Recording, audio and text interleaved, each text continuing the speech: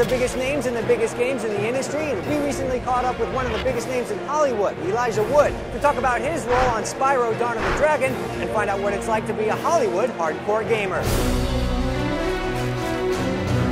Tell us a little bit about your involvement with this project. I've been involved for a little while now. This is actually the third game in what has become a trilogy. I was asked to be involved in what was essentially sort of a reimagining of Spyro. It kind of fell into the realm of being a kid's game for a long time, and I think the folks at Vivendi were looking forward to almost re-establishing the character. He's older, he's more mature, he's been through a lot of battles, and he's essentially saved the world twice. He comes to find out in this particular game, the villain that he thought he'd put to rest has risen again, and so his responsibility becomes greater and his sense of destiny becomes greater. Hunter, give us a moment to gather our strength. I think all of it has been sort of gearing to this game. I think since the beginning, in a way, we've been most excited about bringing him to the next-gen platform, obviously, where there's a lot more capabilities with the engine. Obviously, you've been in a lot of films. How does working on a game in this capacity differ from working in a film? Any voiceover work is slightly different than working on a film, mainly because you're not at all relying on yourself physically. I mean, it's a purely vocal performance. I know what I need to do.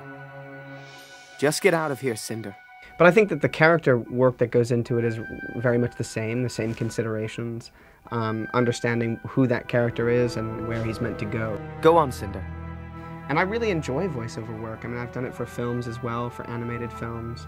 And I enjoy sort of being in a studio and kind of only purely working on a character from the voice perspective and the challenges that come with that, you know.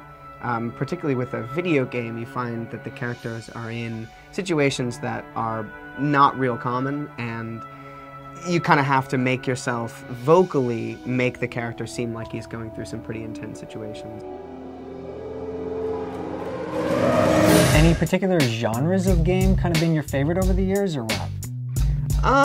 Yeah, I tend to like story-based games that require a sense of investment. Something that takes a long time, and I find those experiences to be more rewarding. Which consoles are you playing these days? Gotta say my favorite's probably the 360. No, that's not because you helped introduce it to the world? It isn't, and it's funny because it totally changed. I was not a huge Xbox fan when I introduced it. I was excited about the console, I liked the Xbox, but I was much more of a PS2 fan. The games were great for it, the controller was amazing. It was just consistent quality. And then 360, I was excited about it, but I didn't have high hopes, primarily because of my relationship with Xbox prior to that. But it has become my favorite system. Cool, man. Well, we're looking forward to Spyro and whatever else you might be involved with. We appreciate your time. Thank you.